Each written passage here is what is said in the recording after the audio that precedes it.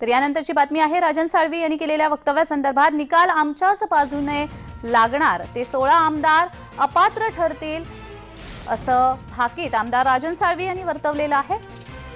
ते 16 आमदार अपात्र ठरतील आणि निर्णय आमच्याच बाजूने लागेल असं वक्तव्य आमदार राजन साळवी यांनी केलंय।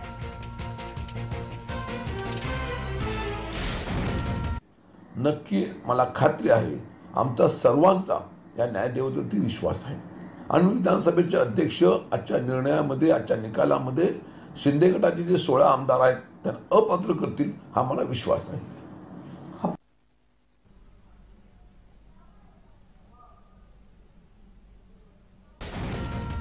निकाल आमच्याच बाजूने लागणार,